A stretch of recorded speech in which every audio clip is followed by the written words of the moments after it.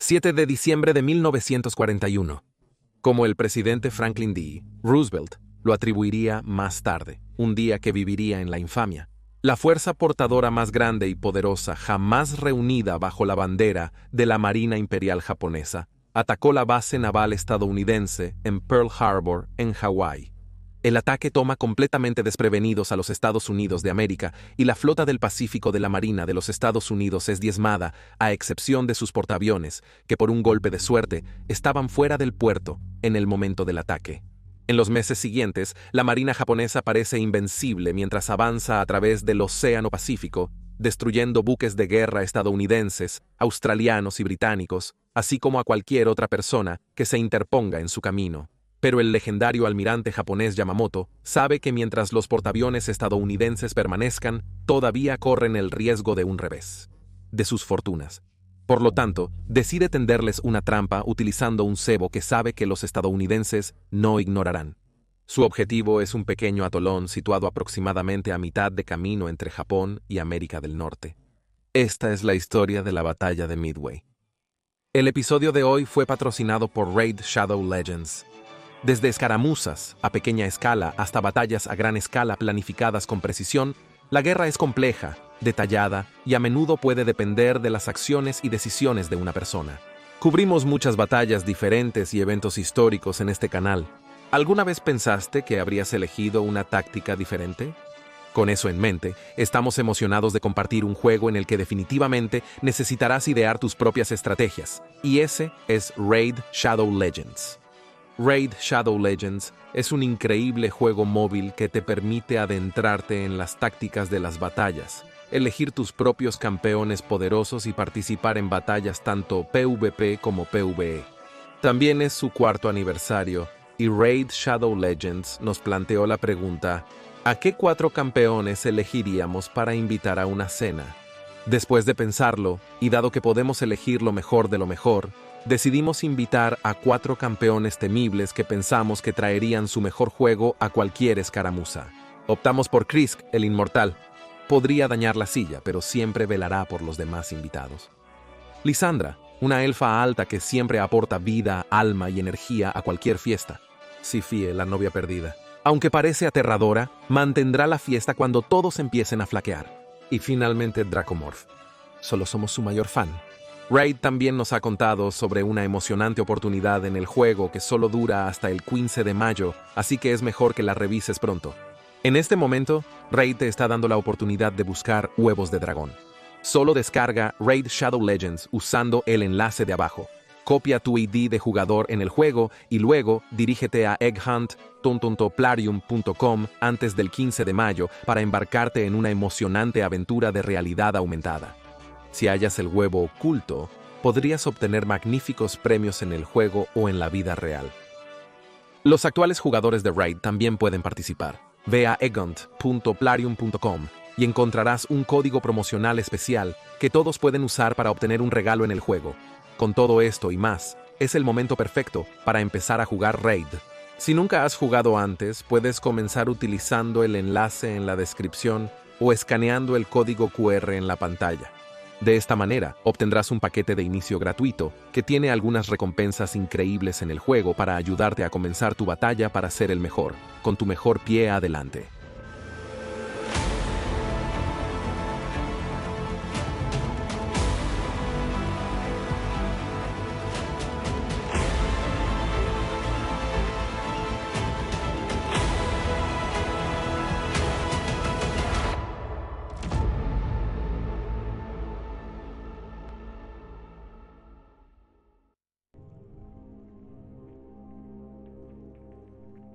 Previo a la Segunda Guerra Mundial, los planificadores navales buscaban optimizar la situación, debatiendo aún sobre el rol de los portaaviones en las próximas batallas marítimas. Esto resultó en que la mayoría de las marinas se dividieran en uno de 2 campos, el primero siendo que los aviones navales permanecerían principalmente como una extensión de la flota de batalla existente, encontrando flotas enemigas y debilitándolas antes de que los acorazados entraran, los cuales seguirían siendo la última palabra en la guerra naval. Claro, los aviones también deberían protegerse de los enemigos que intentan lo mismo, Algunos argumentan que los aviones navales son la mejor opción para futuras guerras marítimas. Sin embargo, algunos argumentan que los aviones navales avanzaban a un ritmo rápido y su potencia de fuego tenía un enorme potencial para afectar el curso de una batalla, y por lo tanto, los días del acorazado como el principal instrumento de la guerra naval ahora habían terminado. Japón probablemente adoptó el enfoque más equilibrado de todas las grandes marinas en su programa de construcción de barcos. Mientras que Estados Unidos y Gran Bretaña modernizaban sus acorazados existentes de la Primera Guerra Mundial, Japón construyó acorazados más modernos, marcando una nueva era en la guerra naval. Por supuesto, en la impresionante clase de barcos Yamato, a pesar de los tratados internacionales que intentaban limitar la construcción de tales embarcaciones. Al mismo tiempo, la Marina Imperial japonesa también construyó la mayor fuerza de portaaviones del mundo, con 4 portaaviones ligeros y 6 de flota para 1941, y estos fueron respaldados por bombarderos de torpedos bimotores de largo alcance y con base en tierra. El cerebro detrás de este programa de construcción de aviación naval fue el almirante Yamamoto, quien tenía antecedentes en artillería naval antes de darse cuenta de que los aviones eran el futuro. Por lo tanto, cuando se le encomendó a Yamamoto concebir un plan para atacar la base naval de los Estados Unidos en Pearl Harbor, Hawái, lo primero en su mente era destruir los 3 portaaviones de flota estacionados allí, el Enterprise CB-6, el Lexington CB-2 y el Saratoga CB-3. Sin embargo, a pesar de que su fuerza de tarea, comandada por el vicealmirante Nagumo en los primeros días de la guerra, disfrutó de una sorpresa total en la mañana del 7 de diciembre de 1941, por un increíble golpe de suerte para los estadounidenses, los 3 portaaviones no estaban presentes, ya que estaban ocupados en otras tareas. El Saratoga en San Diego recién terminó una revisión general. El Enterprise y sus escoltas estaban entregando aviones de combate a la isla Wake, mientras que el Lexington estaba entregando aviones a la entonces relativamente poco conocida isla de Midway. Nadie podría negar que los aviones japoneses infligieron terribles pérdidas a los acorazados de la flota del Pacífico de los Estados Unidos esa infame mañana de domingo. Sin embargo, para Yamamoto era un trabajo a medias, sin que los portaaviones de los Estados Unidos también hubieran sido eliminados de la ecuación. Esto, él sabía, haría que la crucial siguiente etapa de la guerra resultante en el Pacífico fuera aún más difícil para Japón. Antes de diciembre de 1941, Yamamoto había advertido a sus superiores que, en su estimación, Japón tendría 6 meses después del inicio de las hostilidades para derrotar decisivamente a la Marina de los Estados Unidos en batalla, obligando a los Estados Unidos a la mesa de negociaciones donde Washington tendría que aceptar la supremacía japonesa sobre el Pacífico. Después de que esos 6 meses terminaran, el poderoso complejo industrial de los Estados Unidos, que era inmune a la interferencia de Japón o sus aliados alemanes e italianos, sería capaz de producir suministros de guerra a una tasa significativamente más alta que los japoneses. En una guerra de desgaste contra un Estados Unidos bien equipado, Japón tendría una tasa de producción de suministros de guerra más alta. Japón sería desgastado y finalmente derrotado. En los meses inmediatos después de Pearl Harbor, los japoneses parecían imparables, tomando las Filipinas de los Estados Unidos, las Indias Orientales holandesas, las posesiones del Imperio Británico de Hong Kong y Singapur, y avanzando hacia China, Birmania y finalmente India. Lamentablemente para Yamamoto no logró destruir los portaaviones de Estados Unidos, lo que se volvió más crucial cuando el teniente coronel Jimmy Doolittle los utilizó para su misión. Hornet para hacer lo impensable y llevar a cabo un bombardeo simbólico de las islas principales japonesas el 18 de abril de 1942. Yamamoto tuvo su oportunidad el 4 de mayo de 1942 al encontrarse sus portaaviones con los americanos Yorktown y Lexington en la batalla del Mar del Coral.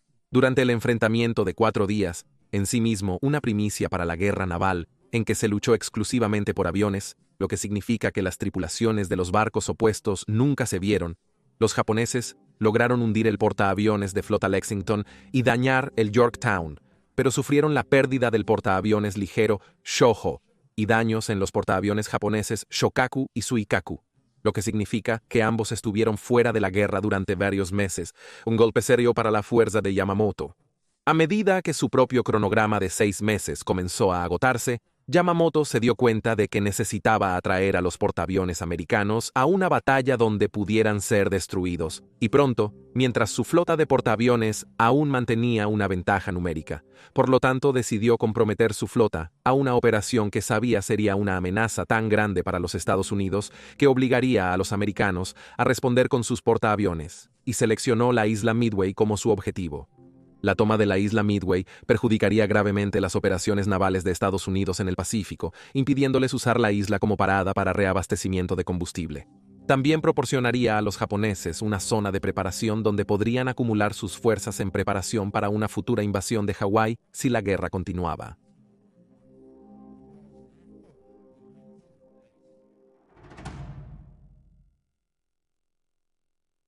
Midway es un atolón ubicado en el Océano Pacífico Norte y comprende dos islas distintas. La isla principal se conoce como Isla de Arena y tiene un área de solo 1.117 acres, mientras que adyacente se encuentra la pequeña franja de tierra, conocida simplemente como Isla del Este, con solo 366 acres. Su nombre deriva del hecho de que está casi completamente equidistante entre América del Norte y Asia, y aproximadamente a un tercio de la distancia desde Hawái hasta Japón. El primer avistamiento registrado de las islas fue hecho en 1859 por el barco sellador estadounidense Gambier, bajo el mando del capitán Brooks, quien combinó su nombre y su ubicación para nombrar el atolón Islas Middlebrook. Eventualmente esto fue desechado y simplemente reemplazado por Midway. Numerosos asentamientos pequeños se establecieron en el atolón, pero la flota estadounidense no los utilizó. Las islas solo se utilizaron en los años posteriores a su descubrimiento, y su importancia solo creció después del inicio de los vuelos de pasajeros transpacíficos de la flota de hidroaviones de Pan Am, que utilizaba las islas como escala.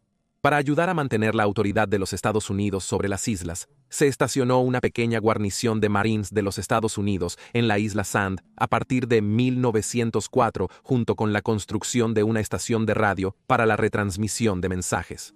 Cuando las relaciones entre Estados Unidos y Japón empeoraron en 1941, la Marina de Estados Unidos optó por construir una estación aérea en la isla oriental como punto de reabastecimiento para bombarderos y transportes de largo alcance y para defenderla y monitorear los movimientos de la flota japonesa.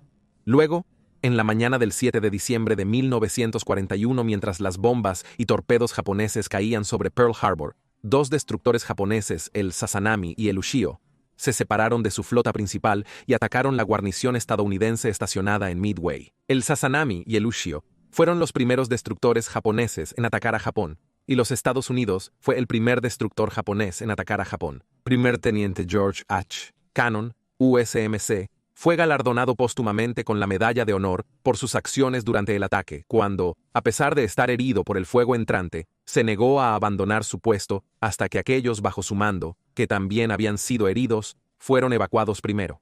Esto finalmente le costó la vida.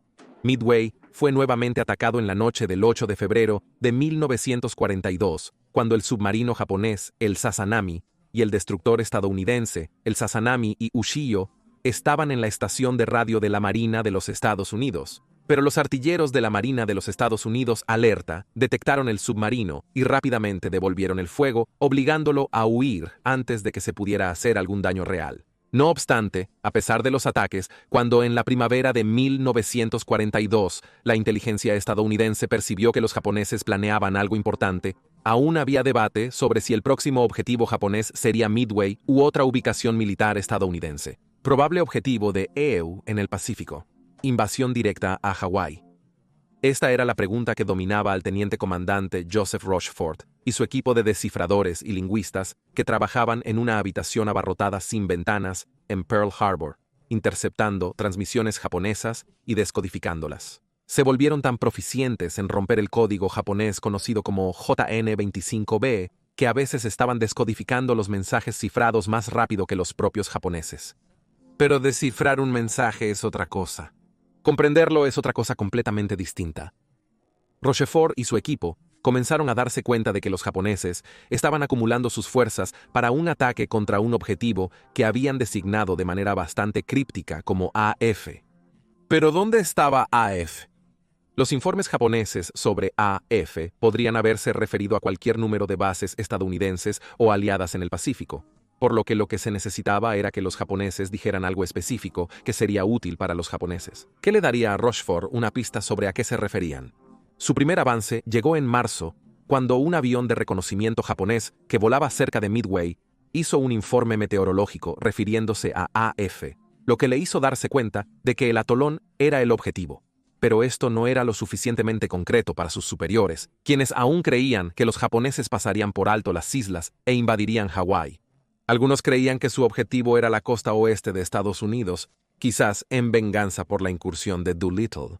Por lo tanto, se le ocurrió un plan astuto, con el que esperaba demostrar que tenía razón. Envió instrucciones a un submarino estadounidense para que pasara un mensaje a los operadores de radio en Midway, instruyéndolos para que transmitieran un mensaje que indicaba que los evaporadores de agua salada en la isla se habían averiado. Alrededor de 2 días después, se informó a Rochefort que su equipo había interceptado un mensaje codificado japonés que decía que AF tenía escasez de agua dulce. Ya no había duda alguna. Los japoneses iban a atacar Midway con fuerza con la intención de capturarlo. En lugar de pasar por los canales regulares, Rochefort tomó la acción bastante atrevida de contactar a un viejo amigo, el comandante Edwin Layton, quien ahora está sirviendo como oficial de inteligencia para el almirante Chester W. Nimitz, comandante jefe de la Flota del Pacífico de Estados Unidos en Pearl Harbor. Aunque pudo haber perdido amigos en la cadena de mando, la decisión de Rochefort de ignorar a sus superiores valió la pena. Nimitz no pudo silenciarlo, ahora convencido. En las semanas siguientes, mientras Nimitz reorganizaba su flota para responder, se interceptó más información, incluyendo el plan de batalla japonés, e incluso la fecha en la que debía llevarse a cabo. En lugar de que Yamamoto tendiera una trampa para los portaaviones americanos, ahora estaba navegando hacia Midway, felizmente inconsciente de que Nimitz estaba preparando una trampa para los portaaviones japoneses. El 5 de mayo de 1942, el Cuartel General Imperial de Japón emitió la Orden Naval número 18 de Yamamoto, autorizando su campaña en Midway. La estrategia de Yamamoto para la ofensiva de Midway era tanto ambiciosa como compleja, involucrando 5 fases separadas, cada una con su propio objetivo. La operación involucraba una fuerza naval combinada de 11 acorazados, incluyendo el superacorazado Yamato, el buque insignia de Yamamoto, y 4 grandes portaaviones de flota, todos participantes en el ataque a Pearl Harbor, eran los 2 acorazados. Apoyándolos, había una fuerza de 23 cruceros, 67 destructores y 22 submarinos, así como 3 portaaviones ligeros más pequeños, aunque estos no estarían presentes en Midway. Sin embargo, la primera fase del plan general tendría lugar a unas 1.668 millas al norte, en las Islas Aleutianas de Alaska. La fuerza de invasión de Aleutian tenía la intención de ayudar a anclar el avance japonés hacia el este, hacia América del Norte, evitando que los Estados Unidos usaran las islas para atacar objetivos japoneses en el Pacífico Norte, o lanzar un contraataque contra la flota de Japón desde atrás. Para Yamamoto, la campaña de Aleutian también sirvió como distracción para el ataque a Midway, que tendría lugar al día siguiente, el 4 de junio, retrasando la respuesta estadounidense y permitiendo a su fuerza de invasión más tiempo para los japoneses, para tomar y asegurar la isla de Arena y la isla del Este, preparando una trampa para los portaaviones de EUU. Antes de la fuerza de portaaviones de flota del vicealmirante Nagumo, conocida como la Fuerza Móvil atacando Midway, se debía establecer un cordón de submarinos de 3 niveles entre el atolón y Hawái. Estos monitorearían el acercamiento de la flota estadounidense, permitiendo a Yamamoto afinar su trampa para los portaaviones americanos. Acercándose desde el noroeste del atolón en la mañana del 4 de junio, el poderoso ala aérea de la Fuerza Móvil atacaría a medio camino, bombardeando el aeródromo y disparando a las posiciones defensivas de los Marines de los Estados Unidos, suavizándolas para las 2 fuerzas de invasión, una para cada isla, para atacar mientras Nagumo reubicaba su flota para emboscar a los estadounidenses una vez que llegaran. La responsabilidad general de planificar la invasión recayó en un comandante Toyama. Sin embargo, descubrió que tenía que hacerlo solo con una escasa imagen de lo que podían esperar las tropas terrestres japonesas. La inteligencia sobre las fuerzas estadounidenses en Midway era deficiente, e incluso Toyama carecía de mapas recientes de las 2 islas. Los intentos de reconocimiento fracasaron debido a la gran cantidad de cazas del Cuerpo de Marines de Estados Unidos en la isla, que evitaron la exploración anticipada de los hidroaviones japoneses de largo alcance. Mucho de lo planeado se basó en especulaciones, conjeturas o información desactualizada.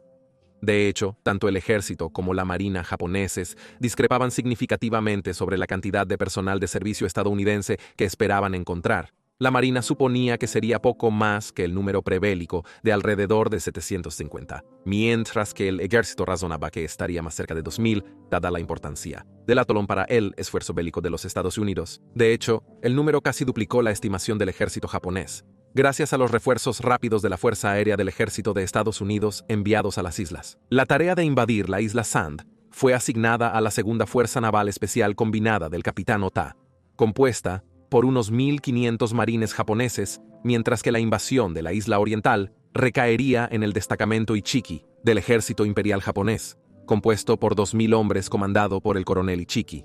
Ambos eran considerados algunas de las tropas de asalto de élite de Japón, y durante la invasión podían contar con un importante apoyo de fuego aéreo y naval para suprimir la resistencia estadounidense. Aunque podría haber tenido las tropas para el trabajo, Toyama pronto descubrió que la marina carecía de los botes de fondo plano necesarios para llevar a dichas tropas a la isla desde sus barcos de tropas, obligándolo a pedir prestados algunos al ejército, una tarea difícil para un orgulloso marinero japonés. Luego, finalmente, alrededor del 6 de junio, la flota estadounidense llegaría, momento en el que Yamamoto podría cerrar la trampa sobre ellos. Para el vicealmirante Nagumo, comandante de la Fuerza Móvil, destruir la flota estadounidense sería un reto difícil. Obligar a los Estados Unidos a abandonar sus portaaviones y derrotar a su flota del Pacífico también le permitiría mitigar las críticas sobre su manejo del ataque a Pearl Harbor, especialmente por cancelar un ataque de seguimiento. Creía que atacar de nuevo, con los estadounidenses en alerta y sin los portaaviones presentes, sería un desperdicio de pilotos y aviones. Yamamoto apoyó la decisión de Nagumo, pero dejó al vicealmirante como objeto de críticas y acusaciones por parte de sus rivales. En teoría, el plan japonés era lógico, basado en la inteligencia que tenían, pero por supuesto en la realidad, el teniente comandante Rochefort ya lo había torpedeado completamente antes de que incluso comenzara. Gracias a los esfuerzos de su equipo y otros descifradores de códigos aliados, Nimitz sabía casi tanto sobre el plan como los líderes japoneses. Además, coordinar todo con tantos factores implicados requeriría un gran esfuerzo del personal de Yamamoto.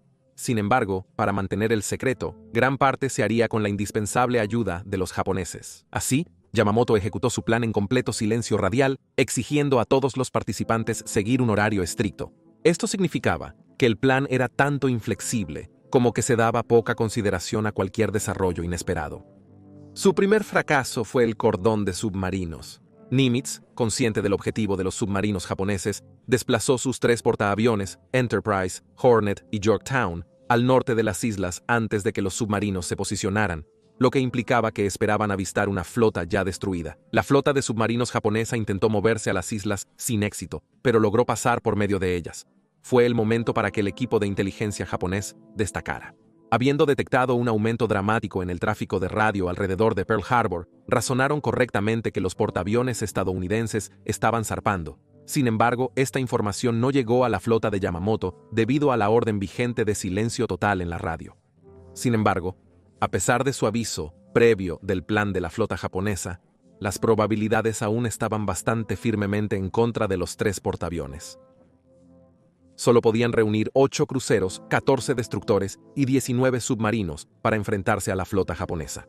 Esto era lo que restaba de la flota del Pacífico de Estados Unidos tras Pearl Harbor y los enfrentamientos subsiguientes.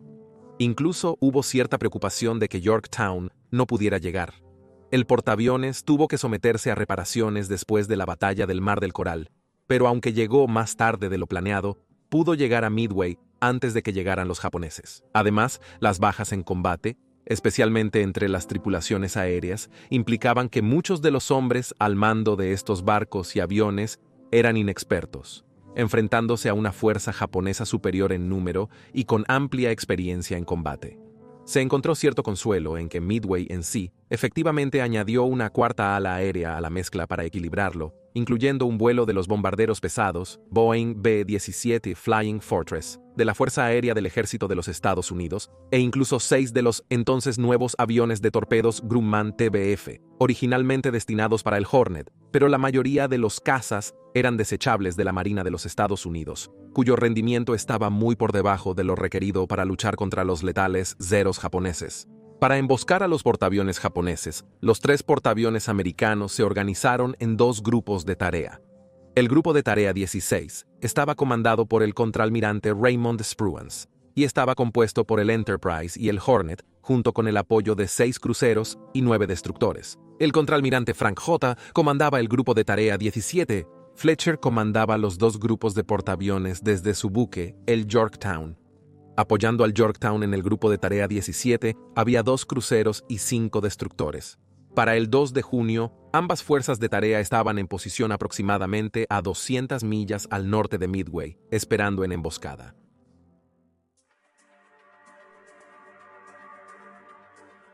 Poco antes de las 300 horas de la mañana del 3 de junio de 1943, 2 portaaviones ligeros japoneses, el Ryujo y el Hunyo, navegando cerca de la punta de las Islas Aleutianas, bajo el mando del almirante Kakuta, comenzaron a lanzar aviones para iniciar la campaña de Aleutianas. Los bombarderos de un solo motor llegaron sobre Dutch Harbor en la isla Amagnagh poco más de una hora después. Al amanecer, bombardearon los depósitos de petróleo, la estación de radio de la isla y los cuarteles de Fort Mears del Ejército de Estados Unidos. Mientras tanto, más al sur, el vicealmirante Nagumo estaba a punto de darse cuenta de que, a diferencia de Pearl Harbor, la campaña de Midway no disfrutaría del mismo nivel de sorpresa. Inicialmente, cuando su flota se encontraba a menos de 1000 millas de Midway, se encontró con una espesa niebla, lo cual le agradó, ya que ayudaría a ocultar su acercamiento final. Pero al mismo tiempo, le había impedido enviar sus propios aviones de reconocimiento para buscar aviones y barcos enemigos. Mientras tanto, más al oeste y detrás de la fuerza móvil, el almirante Yamamoto, a bordo del poderoso acorazado Yamato, también estaba cada vez más preocupado por el aumento del tráfico de radio proveniente de Midway. Aunque estaba seguro, aún no habían detectado a Nagumo. Todo eso cambió aproximadamente a las 900 horas cuando un hidroavión PBI Catalina de la Marina de los Estados Unidos del Escuadrón de Patrulla 44 pilotado por el alférez Jack Reed avistó a los japoneses, transportes que llevaban al ejército imperial japonés y a los Marines para la invasión. A 600 millas de Midway, los únicos aviones de Estados Unidos capaces de cubrir esa distancia eran los Boeing B-17 Flying Fortresses de la Fuerza Aérea del Ejército. 9 B-17 despegaron de Midway aproximadamente a las 1230 horas y se dirigieron a la última posición reportada de los barcos japoneses. Se esperaba mucho de los bombarderos Fortaleza, su potencia de fuego acumulativa se consideraba suficiente para que pudieran abrirse camino a través de cualquier cero que patrullara alrededor de la flota, mientras que sus capacidades de altitud los dejarían fuera del alcance de gran parte de los japoneses. Si estos aviones podían convertir ciudades en polvo, seguramente los barcos no tenían ninguna oportunidad. Desafortunadamente para los estadounidenses, estas esperanzas resultaron infundadas, ya que incluso con sus famosos sitios de bombas Norden, cuando realizaron su ataque a las 1530 horas, se descubrió que era prácticamente imposible golpear los barcos de abajo. Los B-17 no lograron alcanzar ninguno de sus objetivos. Las bombas explotaron en el agua, enviando impresionantes chorros de agua hacia el cielo. Sin embargo, no fue todo en vano, ya que algunas de las tripulaciones de los B-17 se dedicaron a fotografiar la flota japonesa mientras volaban sobre ella, ayudando a los analistas de inteligencia en Midway a determinar el tamaño exacto y la disposición del enemigo al que se enfrentarían. Los aviadores de Midway continuaban en acción. Mientras los B-17 despejaban el aire, los aviones japoneses despegaban de nuevo. Con el anochecer cerca, 4 Catalinas de la Marina de Estados Unidos fueron equipadas con torpedos para un ataque nocturno. Durante el ataque, una Catalina logró un impacto en un petrolero japonés, aunque esto no logró hundir el buque. Aunque Nagumo pudo haber perdido el elemento de sorpresa, todavía tenía una fuerza significativamente mayor de lo que esperaba encontrar proveniente de Midway, por lo que durante la noche ordenó a sus hombres que comenzaran sus preparativos finales para el ataque del día siguiente. Desconocido para él, el almirante Fletcher a bordo del Yorktown estaba haciendo lo mismo. Desde las 430 horas, la fuerza japonesa inició el lanzamiento de aviones de reconocimiento desde acorazados y cruceros, no desde portaaviones. Estos hidroaviones fueron catapultados desde los buques de guerra y luego aterrizarían en el agua detrás del barco para ser izados de nuevo a bordo. Un barco de este tipo que llevaba aviones de reconocimiento era el crucero pesado Tone, que lanzó 2 hidroaviones E-13A para reconocer un crucero pesado. El crucero pesado Tone fue el primer barco o avión estadounidense de su tipo lanzado. Mientras tanto, la fuerza de ataque de Nagumo se puso en marcha durante un descanso en la densa niebla que la flota había experimentado. El Akagi y Kaga desplegaron una fuerza de 36 bombarderos de buceo D-3A, mientras que un número similar de bombarderos Nakajima B-5N se lanzaron desde el Hiryu y Soryu. Cada uno de los 4 portaaviones también llevaba 9 cazas A-6M0 para escolta y ataque a objetivos en tierra. Casi una hora después, una Catalina, esta vez pilotada por el teniente Howard P. Addy, avistó uno de los portaaviones japoneses y alertó a Midway, que comenzó a entrar en acción. Luego se refugió en las nubes antes de aventurarse de nuevo y avistar un segundo portaaviones y una gran flota de buques de guerra. Un poco después, otra Catalina al sur de su posición avistó una gran formación de aviones japoneses dirigiéndose hacia Midway, y el piloto teniente de grado junior William A. Chase envió el ahora famoso mensaje: muchos aviones se dirigen a Midway, rumbo 320 grados, distancia 150. Poco antes de las 600 horas, los operadores de radar en Midway comenzaron a detectar los aviones japoneses, permitiéndoles comenzar a vectorizar los cazas de la isla. Estacionados en Midway, había una variedad de 28 cazas, la mayoría de ellos eran Brewster F-2A-13s, un avión que había demostrado ser completamente superado en combate con el Cero. El escuadrón VMF-221 del Cuerpo de Marines de Estados Unidos desplegó primero los F-2A-3 Isla, dirigidos por el mayor Floyd B. Parks. Solo 24 aviones estaban operativos, y todos despegaron para enfrentar a los 116 aviones japoneses entrantes. El último caza apenas había despegado cuando el primero de los aviones ofensivos de Midway comenzó a despegar inmediatamente después de ellos. Lamentablemente, la coordinación del ataque fue difícil debido a la mezcla ecléctica de aviones de torpedos y bombardeo de la Marina, los Marines y la Fuerza Aérea del Ejército. Además de los B-17, la Fuerza Aérea del Ejército había desplegado 4 B-26 Marauders de 2 motores a Midway. Estos habían sido adaptados apresuradamente en Hawái para llevar torpedos lanzados desde el aire, algo para lo que los pilotos del ejército nunca se habían entrenado para usar. Sin embargo, los primeros en despegar fueron un vuelo de 6 bombarderos de torpedos Grumman TBF de la Marina. Estos acababan de entrar en servicio y serían mejor recordados más tarde como el Avenger. Los TBF se dirigieron en formación hacia el oeste, hacia sus objetivos, pasando cerca del aeródromo. La Fuerza Aérea envió 4 B-26 Marauders a la fuerza japonesa en ruta. Los pilotos japoneses, sabiendo que Nagumo tenía suficientes ceros para la defensa en los portaaviones, mostraron poco interés en ellos. Avanzando hacia Midway, los japoneses pronto se encontraron con los hombres del mayor Parkes, quienes se habían dividido en 2 formaciones para evitar que alguno de los atacantes pasara sin ser desafiado. El combate aéreo resultante fue salvaje en extremo. Parkes fue golpeado al inicio de la pelea y logró saltar, pero para el horror de sus hombres, un piloto japonés mientras colgaba indefenso en su paracaídas. Otros 15 cazas marinos serían derribados en el enfrentamiento, con solo 2 pilotos sobreviviendo a la refriega. El resto regresó cojeando a Midway con graves daños, y solo 2 de ellos estuvieron alguna vez en condiciones de volar de nuevo. Tras neutralizar la oposición aérea de Estados Unidos, los bombarderos japoneses entraron enfrentándose a un intenso fuego antiaéreo de los artilleros terrestres de los marines de Estados Unidos. Los bombarderos atacaron fuertemente la base aérea, apuntando a aviones y hangares, evitando la pista de aterrizaje, con la intención de que pudiera ser usada por aviones japoneses tras la captura de las islas. Atacaron la central eléctrica en Eastern Island, dañando las bombas de combustible y los tanques de almacenamiento de petróleo, lo que obligó a reabastecer los aviones manualmente y creó una amenazante nube negra visible a millas de distancia.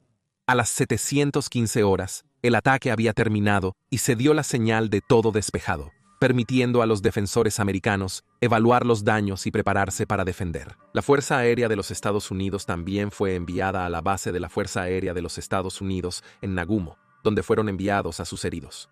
Pese a la carnicería, Nagumo se enfrentó a un problema cuando el líder de la redada rompió el silencio radial e indicó al vicealmirante que se requeriría una segunda redada para finalizar la misión. Sin embargo, Esto era contrario a las órdenes de Yamamoto, que le requerían mantener sus aviones listos para hacer batalla con la flota de los Estados Unidos cuando llegara. Quizás aún resentido por las críticas sobre su manejo del ataque a Pearl Harbor, decidió que esta vez enviaría otra ola y ordenó que los aviones que mantenía en reserva se trasladaran a la base de la Fuerza Aérea de los Estados Unidos. La Fuerza Aérea de los Estados Unidos también fue enviada a la base de la Fuerza Aérea de los Estados Unidos y se preparó para el ataque. Casi al mismo tiempo, los aviones ofensivos estadounidenses comenzaron a alcanzar la flota japonesa. Los TBFs se dividieron en dos. Atacaron y anticipadamente abrieron sus compartimentos de torpedos para asegurar el lanzamiento de sus armas, incluso si sus sistemas hidráulicos eran afectados por el fuego japonés.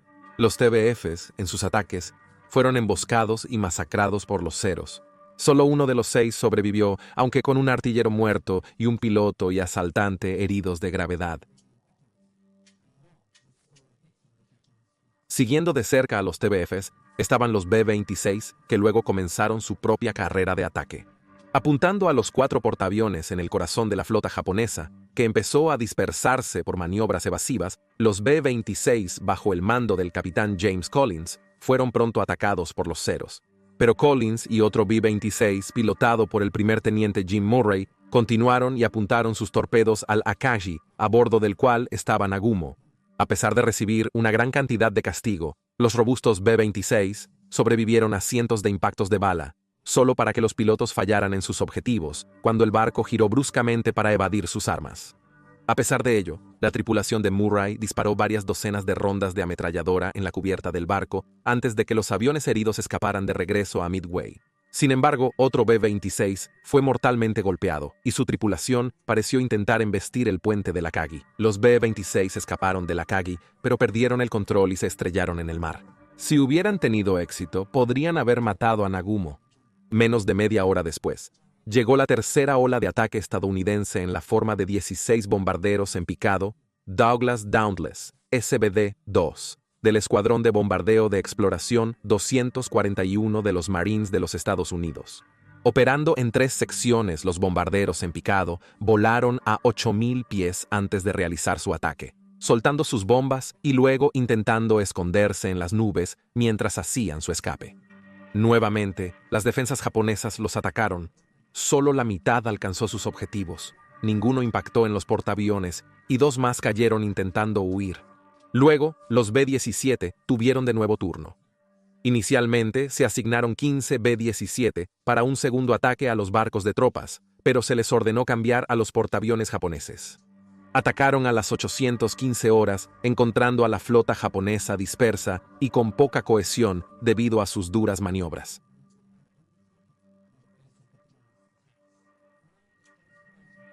Partículas negateidades combatieron aviones japoneses, pero los japoneses resuelven todos los problemas ZG un caracteres udolgeauf, excepto un Parker. Para estar en Z-Noede Ebdui 16 Jungle no es posible hecho Berseinten por los Caovor Mortis, después de que se encontraron con los niveles de energía de la trampa dirigidos. Todos los 15 aviones regresaron a la base de manera segura. Los Zeros japoneses decidieron que no valía la pena el riesgo de perder aviones ante las poderosas armas defensivas de las fortalezas volantes, si la precisión de sus enemigos era tan pobre. El último ataque desde Midway llegó a las 820 horas en forma de 11 obsoletos y pesados bombarderos de torpedos Vindicator que realizaron un ataque al acorazado japonés Haruna. Nuevamente, no se lograron aciertos, pero 8 de los aviones lograron regresar a la base, aunque estaban tan gravemente dañados que nunca volvieron a volar. Las tripulaciones aéreas de la isla Midway atacaron con todo contra la flota de Nagumo, sin aparentes resultados. No obstante, los ataques desbarataron la formación compacta de la flota japonesa, generando huecos en sus defensas. Esto solo se agravó con la aparición del submarino estadounidense USS Nautilus, bajo el mando del teniente comandante William H. Brockman, que realizó 3 ataques decididos pero infructuosos contra la flota japonesa. Esto, a su vez, obligó a los japoneses a realizar barridos antisubmarinos. Además, al tener que usar sus casas de reserva para defender la flota, muchos Zeros debían aterrizar de nuevo en los portaaviones. Después del ataque a la isla Midway, una de las tripulaciones aéreas, los Scouts E-13A, voló desde el crucero pesado Ton e hizo un descubrimiento sorprendente. La tripulación de los Scouts volando al norte del atolón desde el crucero Tone, hizo un descubrimiento sorprendente. Los Scouts avistaron 10 buques de guerra estadounidenses, que identificaron como números iguales de destructores y cruceros, sin amenaza para los portaaviones y acorazados japoneses. Sin embargo, esto no era lo que Nagumo esperaba tener que enfrentar en el primer día de la batalla, y por lo tanto, anticipando un enfrentamiento superficial con la Marina de los Estados Unidos, ordenó que cualquier bombardero de torpedos B-5N, que no ya bombardeado para participar en un segundo ataque a Midway, se equipará con torpedos en su lugar. Poco después del ataque a Midway, los bombarderos de torpedos B-5N fueron desplegados a las 820 horas, equipados con torpedos para un segundo ataque a Midway. Tras el recorrido de los B-17, el avión de reconocimiento de Tone reportó noticias peores. El mensaje decía, fuerza enemiga acompañada por lo que parece ser un portaaviones que viene en la retaguardia. Esto alarmó a Nagumo y ordenó inmediatamente a sus bombarderos que estaban listos para atacar Midway que se rearmaran de nuevo, esta vez con torpedos y bombas perforantes de blindaje. Golpear rápidamente al portaaviones americano era de suma importancia. No obstante, debido a la dispersión de la flota japonesa tras los ataques, había desplegado todos sus cazas restantes en una gran patrulla de protección contra incursiones americanas mientras se reorganizaba, lo que implicaba que no quedaban cazas para escoltar a los bombarderos de torpedos. Muchos de los que estaban directamente bajo su mando presionaron a Nagumo para que ordenara un ataque, tuvieran escolta de cazas o no, ya que no querían desperdiciar esta oportunidad de hundir un portaaviones americano. Sin embargo, Nagumo había visto de primera mano lo ineficaces que habían sido los aviones de torpedos americanos contra su propio UST. Nagumo decidió esperar hasta que sus portaaviones recuperaran y reabastecieran suficientes cazas para un adecuado respaldo antes de traer más personas. Mientras esto se hacía, a las 920 horas comenzó el primer ataque lanzado por un portaaviones americano con Quincy Douglas TBD Devastators, llegando desde el USS Hornet. De nuevo sin escolta, los torpes bombarderos de torpedos fueron destrozados por las patrullas de cazas de Nagumo. Ninguno sobrevivió a la batalla. Otros 14 Devastators realizaron un ataque poco después, apuntando al Kaga, pero a pesar de tener un vuelo de Grumman F-4F Wildcats cerca, una falla en las comunicaciones significó que ellos también entraron sin escolta de cazas. 10 fueron derribados mientras que 4 lograron lanzar sus torpedos solo para que todos fallaran al portaaviones japonés. Ahora era el turno del grupo aéreo de Yorktown. 12 Devastators escoltados por 6 Wildcats realizaron su ataque a las 1010 horas y rápidamente fueron emboscados por los Zeros. La lucha fue tan intensa que los Wildcats apenas podían protegerse a sí mismos, y mucho menos a los bombarderos de torpedos, quienes a pesar de todo continuaron con su ataque, perdiendo 10 de sus miembros y nuevamente, sin lograr un solo impacto de torpedo en los portaaviones japoneses. Para entonces, las cubiertas de los 4 portaaviones japoneses eran un hervidero de actividad, mientras los mecánicos y armeros se apresuraban para poner los aviones en el aire y en la lucha. Bombas, combustible y municiones estaban por todas partes, y solo la disciplina casi autómata de las tripulaciones japonesas estaba evitando que este cóctel mortal se convirtiera en un desastre. Tenían un tiempo de respuesta para sus aviones notablemente rápido, casi la mitad del de los estadounidenses, evidencia de su habilidad y dedicación. Fue mientras esta actividad estaba ocurriendo que el destino mostró su mano en las fortunas de Nagumo. Desde el Enterprise, 31 bombarderos Dauntless, liderados por el teniente comandante Sato y Wade McCloskey, despegaron en busca de portaaviones japoneses durante 2 horas sin éxito. En cambio, avistó al humilde destructor japonés Arashi navegando a toda velocidad y sospechó que intentaba reunirse con los portaaviones. De hecho, había estado persiguiendo al Nautilus, que lo había alejado de la flota y lo había puesto en la mira de McCloskey. Siguiendo su instinto, vio al Akagi y al Kaga en formación cerrada, escoltados por su flota, con el Soryu al este y el Hiryu al oeste, este último apenas visible en el horizonte. McCloskey seleccionó los 2 portaaviones más cercanos para su ataque y dividió su formación en 2, una para el Akagi y otra para el Kaga. Al acercarse, observaron la masacre de los devastadores debajo de ellos y se dieron cuenta de que los japoneses estaban tan enfocados en derribarlos que se acercaban casi totalmente sin ser detectados, y así sería hasta que comenzaran sus picados. Al lanzar bombas e incendiarios, los estadounidenses finalmente lograron poner bombas en los 2 portaaviones japoneses. Estas perforaron las cubiertas de madera hasta los hangares de abajo. El combustible y la munición almacenada allí solo multiplicaron su efectividad al detonar. Ambos portaaviones pronto estallaron en llamas que envolvieron sus aviones y comenzaron a consumir los barcos, y con su buque insignia, el Akagi, ahora un desastre ardiente, Nagumo trasladó su bandera al crucero Nagara. Ambos barcos ahora estaban firmemente fuera de la pelea. Luego, solo minutos después, apareció otro vuelo de SBDs, esta vez del Yorktown, en la escena. A las 1028 horas, el comandante Maxwell F. Leslie lideró a 17 bombarderos en picado contra el Soryu, logrando un nivel de devastación igual. No se apreciaría hasta mucho después, pero en el transcurso de solo 5 minutos, los bombarderos en picado del Enterprise y Yorktown no solo habían revertido completamente las fortunas de los estadounidenses en Midway, sino de todo el teatro del Pacífico. En solo 5 minutos, habían ganado la guerra en el Pacífico.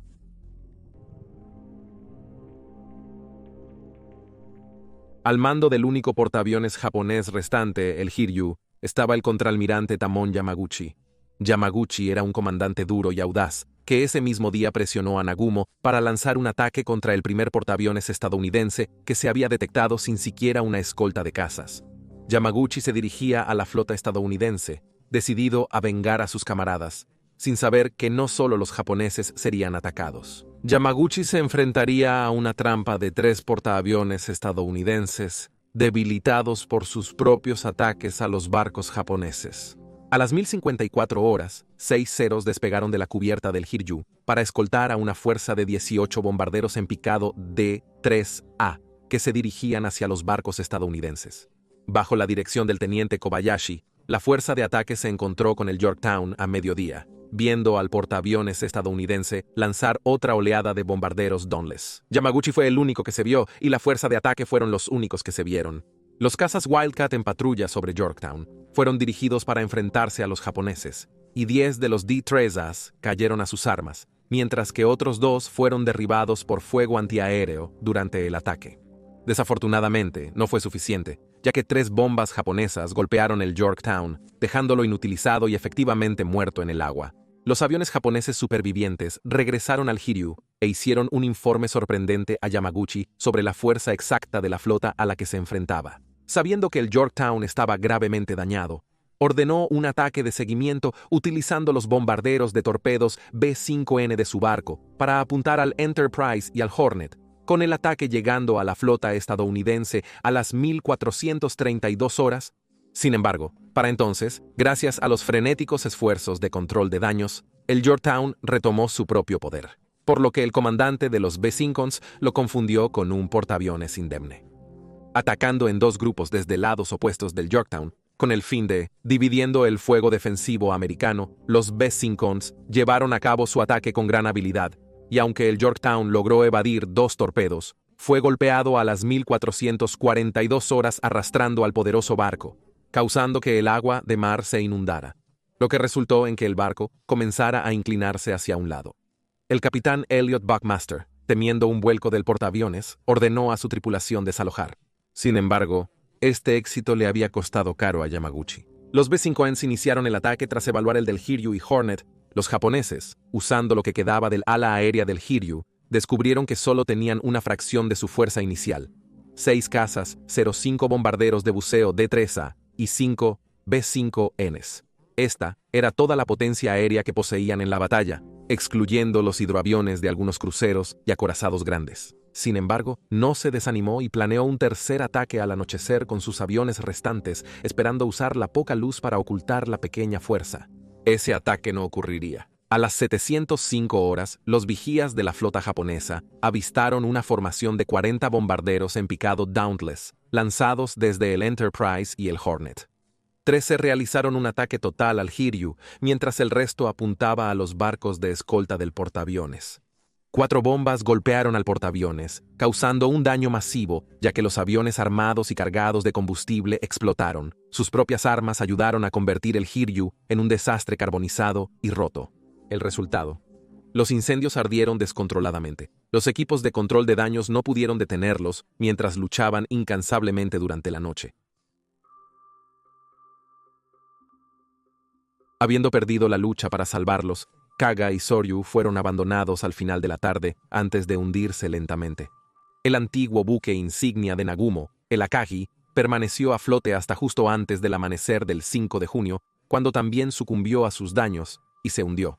Hiryu permaneció a flote hasta las primeras horas del 5 de junio, a pesar de un esfuerzo por hundirlo usando torpedos disparados desde destructores japoneses, después de que la tripulación abandonó el barco, excepto Yamaguchi y el capitán del barco, quienes decidieron morir con su barco.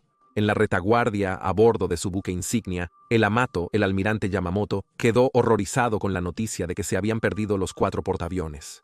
En un último esfuerzo por rescatar algún tipo de victoria del creciente desastre, ordenó a sus acorazados y cruceros que se enfrentaran a la flota estadounidense en combate nocturno, sabiendo que tendrían una ventaja distintiva en potencia de fuego y que la oscuridad limitaría la potencia aérea estadounidense, con la esperanza de destruir el Enterprise y el Hornet antes de retirarse. Sin embargo, el almirante Spruance, que comandaba los portaaviones en la Fuerza de Tarea 16, había anticipado esto y se retiró hacia el este antes de regresar por la mañana, momento en el que Yamamoto se había dado cuenta de que todo estaba perdido y había cancelado la operación Midway. Antes de esta noticia, 2 cruceros, el Megami y el Mikuma, se acercaron a Midway y bombardearon las instalaciones. Fueron atacados sin éxito por un submarino estadounidense, pero mientras realizaban una acción evasiva, chocaron entre sí, causando daños extensos. Yamamoto dejó 2 destructores como escolta para los cruceros dañados que no podían seguir el ritmo de la flota principal en retirada. Oliendo sangre, los aviones estadounidenses los atacaron sin descanso. Mikuma se redujo a nada más que metal chamuscado y retorcido, pero el Megami, milagrosamente, sobrevivió y regresó a aguas japonesas a pesar del inmenso daño. En cuanto al Yorktown, se hicieron esfuerzos para remolcarlo de nuevo a Pearl Harbor para reparar su barco con energía. Luego, en la tarde del 6 de junio, el submarino japonés 168 avistó el portaaviones y lanzó un ataque con torpedos, que golpeó tanto al portaaviones como a su destructor sustituto. Yorktown volcó y permaneció a flote hasta las 458 horas de la mañana del 7 de junio, cuando finalmente se hundió bajo las olas. La batalla de Midway había terminado. Contrariamente a lo esperado, Estados Unidos logró una victoria inédita sobre la flota japonesa. 4 portaaviones de flota, el gancho derecho de la Marina Imperial japonesa, se habían ido. Fue una pérdida irreparable. Japón intentaría poner en funcionamiento nuevos portaaviones, principalmente a partir de la conversión de otros barcos, incluyendo el tercer acorazado de clase Yamato, transformado en el Shinano, el portaaviones más grande de su tiempo, aunque no lograron recuperarse. No sirvió de nada. En cuanto a los japoneses que desembarcaron en las Aleutianas, capturaron las islas de Attu y Kiska antes de atrincherarse para un invierno amargamente frío. El verano siguiente, una fuerza conjunta de Estados Unidos y Canadá desembarcó, destruyéndolos y recuperando completamente las islas para el 15 de agosto de 1943. El complejo industrial estadounidense estaba ahora en pleno funcionamiento y superaba con creces la producción de guerra de Japón.